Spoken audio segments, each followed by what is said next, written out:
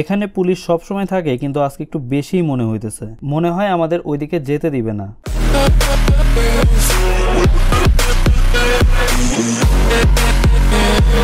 So hello everyone, welcome to my channel Bibi rider. I hope আপনারা সবাই ভালো আছেন। এতদিন তো আপনাদের বগুড়ার বিভিন্ন জায়গা ঘুরে দেখালাম, কিন্তু আজকে সিরাজগঞ্জের অনেক জনপ্রিয় একটি জায়গা চায়নাবাদ, হার্ট পয়েন্ট ও ক্রসবার 3-এ যাব।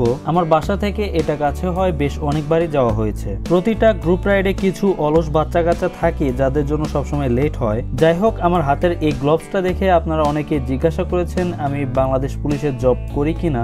আসলে এটা আমাকে আমার এক বড় ভাই গিফট করেছে। থ্যাংক ইউ সাব্বির ভাই for this awesome gift. Bogura থেকে সিরাজগঞ্জ হাইওয়ে দিয়ে যেতে হয়, তবে ভিতর দিয়েও যাওয়া যায়। আর এই রাস্তাটা অনেক সুন্দর, যদিও একটি জায়গায় একটু সমস্যা আছে যা কিছুক্ষণ পরেই দেখতে পারবেন। যাই হোক, ওইটুক সমস্যা বাদে এই দিক দিয়ে গেলে বেশ অনেকটুক রাস্তা সেফ হয়। আর আমরা যখনই সিরাজগঞ্জ যাই তখন আমরা এই রাস্তা হয়ে যাই। এটা সরাসরি সিরাজগঞ্জ কাঠের পুলে গিয়ে উঠবে, তারপর আমাদের কাঠের পুল থেকে চায়নাবাদ যেতে হবে।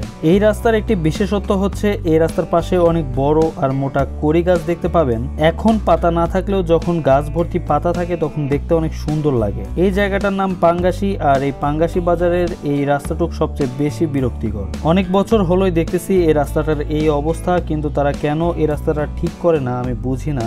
আর আমি বাইক চালানো অবস্থায় দুই ধরনের রাস্তা সবচেয়ে বেশি অ্যাভয়েড করি। প্রথমটি হচ্ছে কাদাযুক্ত রাস্তা, আর দ্বিতীয়টি হচ্ছে ভাঙাচোরা রাস্তা। এই দুই ধরনের রাস্তা আমাকে প্রচুর পেইন দেয়। ফাইনালি রাস্তার এই আজাব থেকে মুক্ত হলাম। আশা করি এখান থেকে বাকি রাস্তায় আর কোনো সমস্যা হবে না।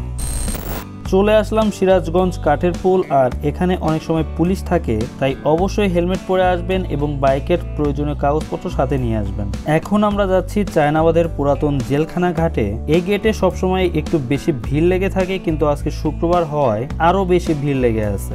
এখানে পুলিশ সবসময় থাকে কিন্তু আজকে একটু বেশিই মনে হইতেছে। মনে হয় আমাদের ওইদিকে যেতে দিবে না। ওই পাশে একটা ভাস্কর্য আর মুক্ত মঞ্চ আছে, আর এই জায়গাটাকে হার্ট পয়েন্ট বলা হয়। সমস্যা নাই, এবার যেতে না পারলেও এরপরে কোনো একটি ভিডিওতে আপনাদের দেখাবো। আসার সময় ভাবতেছিলাম নৌকা করে চড়ে যাব, কিন্তু এতই বেশি চর পড়ছে যে পায়ে হেঁটেই চলে যাওয়া যাবে, তাই আর যেতে ইচ্ছা করতেছে না। হার্ট পয়েন্ট তো যাওয়া হলো না, কিন্তু আপনারা দেখতেই পাচ্ছেন কি পরিমাণ মানুষ এখানে বিকেলের সময়টা কাটাতে আসে। বিশেষ করে গরমের দিনের বিকেলে বা সন্ধ্যার সময় আরো বেশি ভালো লাগে, কারণ অনেক ঠান্ডা একটা আবহাওয়ার ফিল পাওয়া যায়। ডান পাশে এখানে একটা শিশু পার্ক আছে, তাই যদি বাচ্চা কাচ্চা নিয়ে আসেন তাহলে এর মধ্যেও এক পাক ঘুরে আসতে পারেন।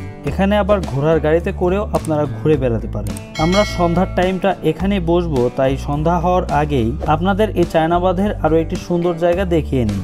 বাঁধের সাইডের রাস্তা দিয়ে আরো ডান দিকে কিছুক্ষণ আসার পর আপনারা পেয়ে যাবেন সিরাজগঞ্জ ক্রসবার 3-এর গেট। আর এখান দিয়ে ভিতরে ঢোকার কিছুক্ষণ পরেই আপনারা বড় বড় এই উইন্ডমিল গুলো দেখতে পাবেন। ওই বাঁধের মতো অতটা ক্রাউড না থাকলেও এই জায়গাটাও কিন্তু বেশ সুন্দর। আর এই রাস্তাটা ধরে আরো সামনে গেলেই পেয়ে যাবেন একদম সোজা আরো একটি রাস্তা।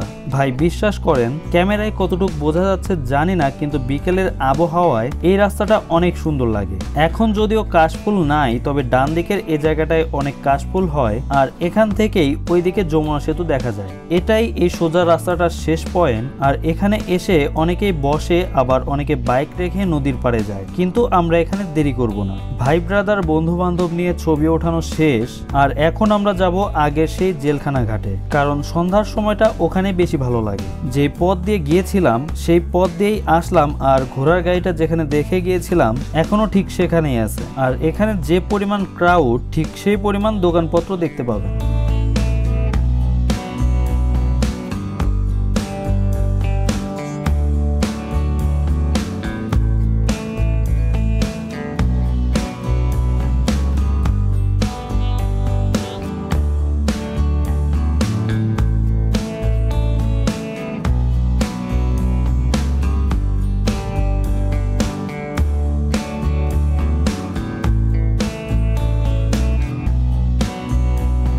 এই ছিল সিরাজগঞ্জ চায়নাবাঁধের ট্যুর। যেহেতু সামনে গরমের সময় আসতেছে, তাই আপনারা চাইলেই সুন্দর এই জায়গাটি ঘুরে যেতে পারেন। ভিডিওটি কেমন লাগলো এবং এরপর কোথায় যাওয়া যায় সেটা আমাকে কমেন্টে জানাতে ভুলবেন না। So guys, that's all from today. See you in the next one. Tata.